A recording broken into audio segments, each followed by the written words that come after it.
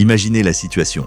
Vous avez 14 ans et vous êtes agenouillé sur le sol de pierre froide d'une chapelle de mission au Congo, en 1898. Vos genoux saignent après 3 heures de prière forcée. Votre estomac est creux à cause des jours de famine utilisés comme correction spirituelle. La religieuse blanche qui se tient au-dessus de vous tient une lanière de cuir dans une main et un crucifix dans l'autre, expliquant dans un kikongo brisé que votre corps est un péché, que votre existence même est un affront à Dieu, que le salut exige une soumission absolue. Puis elle vous ordonne de vous rendre dans la cellule de punition. Vous avez vu des filles y aller, certaines en reviennent changées, le regard vide, d'autres ne reviennent jamais. Ce que vous ne savez pas encore, ce que la mission cache soigneusement derrière des croix et des hymnes, c'est que l'Église catholique a mis en place tout un système de colonisation spirituelle qui utilise le nom de Dieu pour justifier la torture systématique, l'exploitation sexuelle et le génocide culturel des femmes africaines. Il ne s'agissait pas d'un travail missionnaire. Il s'agissait d'une guerre spirituelle combinée à des violences physiques et sexuelles menées sous l'autorité papale sur l'ensemble du continent africain pendant plus de 4 siècles. Ce que je suis sur le point de révéler implique des conversions forcées, des programmes d'élevage déguisés en mariage chrétien et des protocoles de torture justifiés par la volonté de sauver des âmes. Les archives du Vatican ont gardé ces documents scellés jusqu'en 2020 et même aujourd'hui, la plupart des documents restent classifiés. Avant de poursuivre, je dois vous poser une question. Vous êtes-vous déjà demandé pourquoi le christianisme africain est si différent du christianisme européen? Pourquoi les missions se sont tant concentrées sur le contrôle du corps et de la sexualité des femmes? Vous êtes-vous déjà demandé ce qui se passait réellement dans les enceintes des missions qui s'étendaient dans toute l'Afrique coloniale? Commentez ci-dessous et dites-moi d'où vous regardez, car ce que vous allez découvrir changera fondamentalement votre façon de comprendre la relation entre le christianisme et le colonialisme. Revenons à la chapelle de la Mission, où la jeune fille qui pensait être sauvée est sur le point de découvrir que l'Église catholique a mis au point un système qui utilise le salut comme une arme pour détruire tout ce qui fait d'elle un être humain. Les missions catholiques en Afrique n'étaient pas des écoles ou des hôpitaux. Il s'agissait de centres de conversion systématiques conçus pour effacer l'identité africaine et reconstruire les êtres humains selon les spécifications de l'Église catholique européenne. Le processus commençait par les enfants, en particulier les filles, qui étaient arrachées à leur famille par la coercition, l'achat à des marchands d'esclaves et l'enlèvement pur et simple, sous prétexte de sauver des âmes du paganisme. Vous êtes enlevé à votre village à l'âge de 12 ans après qu'un prêtre catholique vous a acheté à des marchands d'esclaves arabes. L'ironie est délibérée. L'Église se présente comme votre sauveur tout en participant au commerce d'esclaves qu'elle condamne publiquement. On vous emmène dans une mission entourée de hauts murs où plus de 200 jeunes filles africaines vivent sous le contrôle absolu de religieuses et de prêtres européens. Le processus de conversion est immédiat et brutal. On te retire ton nom. Vous êtes baptisée Maria, un nom que vous partagez avec 30 autres filles de l'enceinte. Votre langue est interdite. Si tu parles kikongo, tu seras battu. Vos cheveux sont coupés courts à l'européenne. Vos vêtements traditionnels sont brûlés et remplacés par des shifts en coton brut qui vous identifient comme la propriété de la mission. La doctrine catholique vous est inculquée par des châtiments physiques systématiques.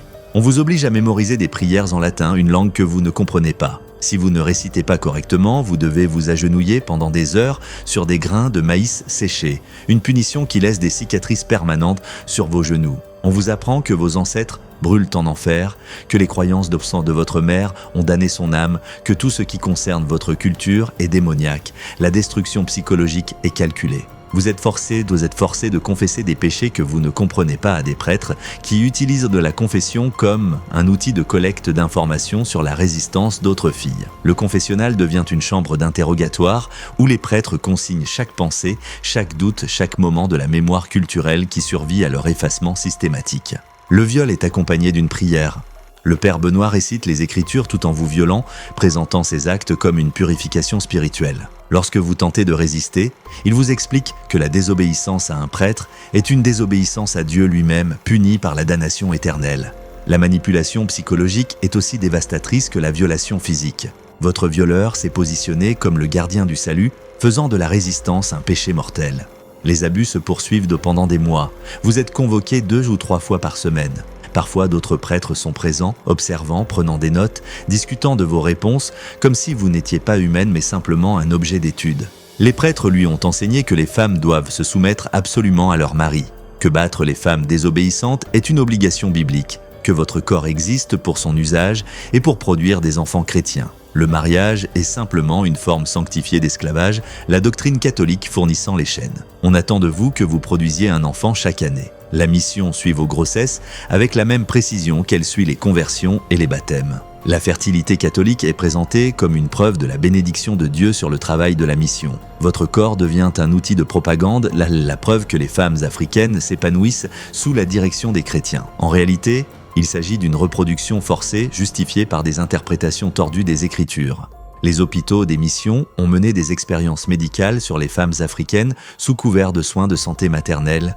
Des médecins européens ont testé de nouvelles procédures obstétriques sur des jeunes filles de la mission, pratiquant des opérations sans anesthésie tout en expliquant que la souffrance lors de l'accouchement était la malédiction d'Ève que les femmes africaines devaient supporter. Les revues médicales catholiques de l'époque contiennent des articles décrivant des expériences sur le système reproducteur des femmes africaines, présentés comme un progrès de la science médicale pour la gloire de Dieu. Vous êtes soumise à des examens répétés, à des procédures et à des interventions qui n'ont rien à voir avec votre santé et tout à voir avec le fait que les médecins européens utilisent votre corps comme un outil d'enseignement. Avant de poursuivre sur les protocoles de torture les plus troublants mis au point par l'Église, si vous apprenez quelque chose qui remet fondamentalement en question ce que vous pensiez savoir sur les missions catholiques en Afrique, appuyez sur le bouton « J'aime » et abonnez-vous.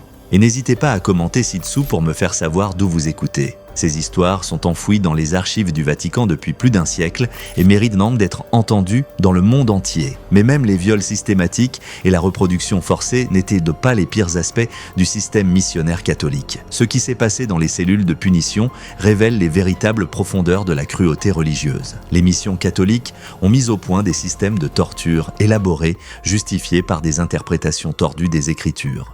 La punition ne visait pas seulement à maintenir l'ordre. Il s'agissait de briser l'esprit, de détruire la mémoire culturelle et de créer une soumission absolue à l'autorité de l'Église.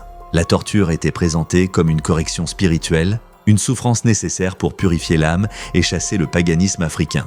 Vous êtes accusé de pratiquer la médecine traditionnelle après qu'une autre fille a rapporté vous avoir vu avec des herbes que votre grand-mère vous avait enseignées. La punition est de 30 jours en cellule d'isolement, une chambre en pierre à peine assez grande pour s'y tenir debout, sans lumière, avec une nourriture minimale et une exposition constante à des enregistrements de prières et d'hymnes diffusés à un volume assourdissant. La privation sensorielle et l'agression auditive sont conçues pour briser votre esprit.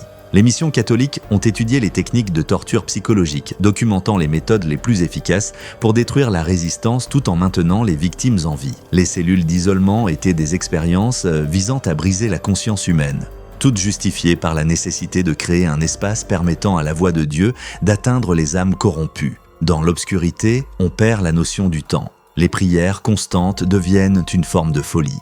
Vous ne pouvez pas dormir parce que le volume est trop fort. Vous ne pouvez pas penser parce que la répétition submerge votre esprit. Au 10e jour, vous avez des hallucinations. Au 20e jour, vous ne faites plus la différence entre l'état de veille et le sommeil. Lorsqu'on vous libère enfin, au 30e jour, vous pouvez à peine marcher ou parler. Mais vous avez appris votre leçon. Ne montrez plus jamais aucun lien avec votre héritage africain. Si l'isolement ne suffit pas à vous briser, on vous soumet à l'exorcisme. Le rituel consiste à se déshabiller et à s'attacher à un cadre en bois pendant que les prêtres récitent des prières en latin et appliquent diverses formes de torture destinées à chasser les démons. L'eau bénite est bouillante et laisse des brûlures sur la peau. Le crucifix utilisé pour marquer votre corps est un métal chauffé qui brûle la chair. Les prières se poursuivent pendant des heures, tandis que vous hurlez, les prêtres expliquant que vos cris sont des démons qui quittent votre corps. Les registres d'exorcisme catholiques des missions africaines décrivent des procédures qui seraient considérées comme de la torture selon toute définition moderne. Des filles ont été battues, brûlées, affamées et ont failli se noyer, ce qui est considéré comme une intervention spirituelle nécessaire. Les exorcismes avaient des objectifs multiples: punir la résistance, terroriser les autres filles de la mission et donner aux prêtres l'occasion d'exercer une violence sadique sanctifiée par l'autorité religieuse. Les dimanches sont marqués par des cérémonies de confession publique au cours desquelles les jeunes filles sont contraintes de confesser leurs péchés devant l'ensemble de la communauté de la mission. Vous devez vous tenir devant 200 personnes et décrire en détail vos transgressions supposées, vos échecs moraux, votre méchanceté inhérente. L'humiliation est calculée pour détruire la dignité et créer une honte si profonde qu'il devient psychologiquement impossible de résister. Les filles qui résistent à ces confessions publiques y sont soumises à la marche des pénitents, forcées de ramper à quatre pattes dans l'enceinte de la mission tout en portant des pancartes décrivant leurs péchés. La marche dure des heures sur des chemins de gravier abrupts. Les mains et les genoux sont déchirés et saignent. Les autres filles sont forcées de regarder, comprenant que cela pourrait être leur sort si elles montrent le moindre signe de désobéissance. La nourriture est utilisée comme un outil de contrôle. Les filles, qui ne respectent pas les normes de comportement, reçoivent des rations réduites, une punition qui peut durer des semaines. La privation de nourriture s'est présentée comme un jeûne, une pratique spirituelle qui vous rapproche de Dieu. La doctrine catholique sur la vertu de la souffrance est détournée pour justifier la malnutrition systématique qui vous rend faible, docile et incapable de résister. Vous voyez des jeunes filles mourir de maladies liées à la famine, leur décès étant consigné dans les registres de mission comme étant dû à la fièvre ou à une faiblesse de constitution. La réalité, c'est que l'Église catholique affame lentement les jeunes filles africaines tout en appelant cela une discipline spirituelle. Le cimetière de la mission se remplit de petites tombes marquées uniquement par des croix, sans nom, sans reconnaissance de la violence qui les a placées là. Les missions catholiques les fonctionnaient comme des entreprises économiques utilisant la main-d'œuvre africaine asservie, déguisée en formation professionnelle. On vous oblige à travailler 12 heures par jour dans les champs de la mission, à produire des récoltes qui sont vendues à profit, alors que vous ne recevez qu'une nourriture minimale et aucune compensation. Ce travail est justifié par le fait qu'il enseigne l'éthique chrétienne du travail et qu'il prépare au service domestique. Les filles les plus précieuses sont celles qui sont formées aux tâches domestiques et qui peuvent être placées comme domestiques dans les foyers coloniaux européens. La mission est rémunérée pour ces placements, ce qui revient à vendre des jeunes filles africaines comme esclaves domestiques tout en présentant cela comme un placement professionnel caritatif. À l'âge de 19 ans, vous êtes envoyé travailler dans la maison d'un administrateur colonial. L'Église catholique a créé un piège où la résistance entraîne une punition immédiate, mais où la conformité permet des abus générationnels. Il n'y a pas de victoire, seulement différentes formes de pertes. Lorsque vous souffrez de complications dues à des grossesses répétées et à des infections non traitées, l'hôpital de la mission ne vous fournit que des soins minimaux. La doctrine catholique, selon laquelle la souffrance est une purification spirituelle, est utilisée pour justifier le refus d'administrer des analgésiques et un traitement adéquat. On vous dit que votre douleur est la volonté de Dieu, que le fait d'accepter la souffrance sans se plaindre est une preuve de foi, que le fait de demander un soulagement est une preuve de faiblesse d'esprit.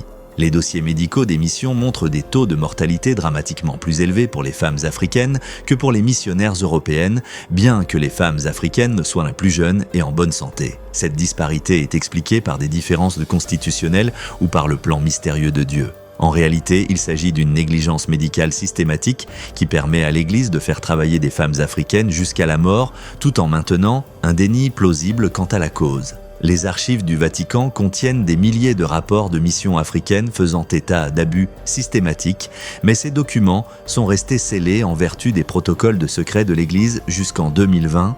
Même après une ouverture partielle, les documents les plus préjudiciables restent classifiés en vertu de dispositions protégeant la réputation de l'Église. Les historiens catholiques ont passé des décennies à aseptiser l'histoire des missions, présentant les efforts de conversion comme des œuvres de charité, tout en omettant la torture, le viol et le génocide culturel. Lorsque des survivants africains ont commencé à parler publiquement des abus commis par les missions dans les années 1960, l'Église catholique a lancé des campagnes systématiques pour discréditer leurs témoignages.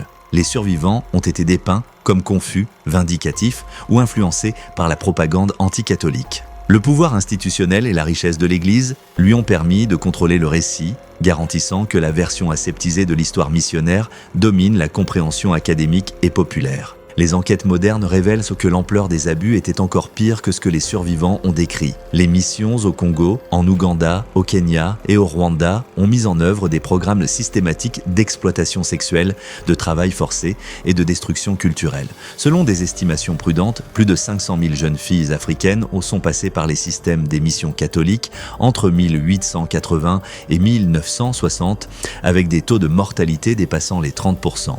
La jeune fille enlevée à la caravane d'esclaves est morte à l'âge de 32 ans des complications de sa 9e grossesse forcée.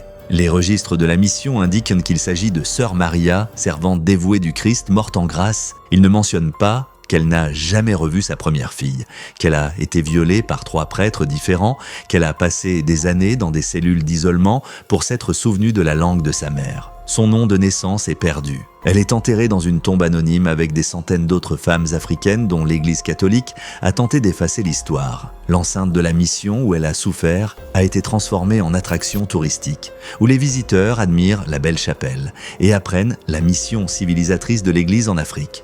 Aucune plaque ne mentionne les cellules de torture, les mariages forcés, les viols systématiques qui ont eu lieu derrière ces murs blanchis à la chaux. L'Église catholique continue de gérer des missions dans toute l'Afrique, bien qu'une surveillance moderne ait permis de réduire les abus les plus extrêmes. Mais l'institution n'a jamais reconnu officiellement la violence systématique de son système de mission coloniale, n'a jamais présenté d'excuses aux millions de femmes africaines qui ont souffert, n'a jamais ouvert ses archives pour permettre une enquête indépendante sur les crimes commis au nom de Dieu. Si cette exploration des atrocités cachées de l'Église catholique vous a amené à vous demander quels autres crimes ont été commis au nom de Dieu, cliquez sur la vidéo qui apparaît maintenant sur votre écran pour découvrir un autre chapitre choquant que les institutions religieuses ont tenté d'enterrer. Abonnez-vous pour continuer à exposer la violence systématique qui a été infligée aux femmes africaines tout en revendiquant une autorité morale et un mandat divin. Ces histoires ont été enfouies dans les archives du Vatican pendant plus d'un siècle parce que les reconnaître briserait l'image soigneusement construite par l'Église d'un travail missionnaire bienveillant. Elles exigent d'être racontées,